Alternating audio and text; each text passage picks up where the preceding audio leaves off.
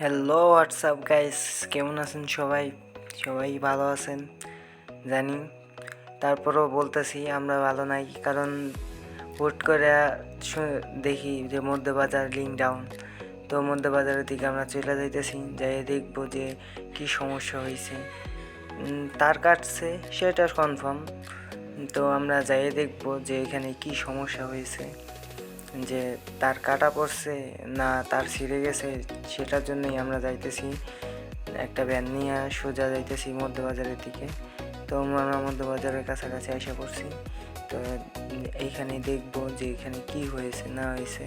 এখান পর্যন্ত আমাদের লাইনগুলো চলতেছে, তো এখানে পরে আর লাইনগুলো চলতেছে না। তো সেই জন্যই আমরা এইখানে আসলাম। তো এখানে এসে দেখি এইখান থেকে ওইখানে আমার তারটা নিচে পড়া। তো সেই জন্য আমরা আইসা দেখি এই যে মাথা, যে তারটা ছিঁড়ে পড়ে রয়েছে। গ্রাহকরা মনে করে কি যে আমরা অনেক সময় বসে থাকি করি। তো আমরা যত দ্রুত সম্ভব একটা লাইন সমস্যা হলে যত দ্রুত সম্ভব আমরা একটা লাইন ঠিক করে দেই। তো এখানে দেখলাম যে তারটা কাটা, কে বা কারা এখানে তার টানছে নাকি করছে জানি না, বাট আইসা দেখি তারটা কাটা, রোল ছিল। তো আমরা রোল নামাইয়া কাজ করব, সেই জন্য আমি উঠছি। উঠা দেখি যে রোল আছে কিনা, রোলের এখানেও কাটা কিনা। দেখি না, রোলের এখানে কাটা না, বাট এখান থেকে ছিঁড়ে গেছিলো। তো আইসা পাইছি এরকম, মাথা তো দেখাইলাম এরকমভাবে কাটা ছিল। তো দেখেন কিভাবে কাজ করি আমরা।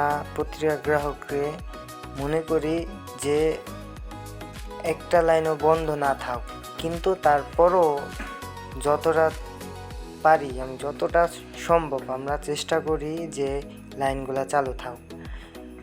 তারপরও একটা না একটা সমস্যা হয়। তো গ্রাহকদের জন্য বলতেছি যে আপনারা আমার কাছে চালান আর যার কাছেই চালান, তো আপনারা একটু ধৈর্য ধরে রাখবেন, কারণ লাইনে সমস্যা হবেই। এটা কেউই বলতে পারবে না যে আমি 24 ঘন্টা সার্ভিস দিতে পারবো, 24 ঘন্টায় তার কাটা পড়বে, এটা পড়বে, ডাল কাটলে তার কাটা পড়ে, এই মেশিনে সমস্যা হবে, এটা স্বাভাবিক হইতেই পারে। কিন্তু আপনারা যেভাবে ফোন দিয়ে এক একজনের গালাগালি কিংবা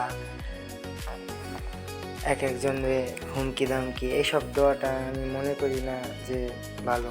আর অনেক সময় আমাদের এই লাইনে ফোনটা ধরা হয় না, কারণ আমরা কাজে, এই যে কাজের সময় যে সময় কাজ করি, তো একটা জিনিস ভুল হইলে পুরোটাই ভুল।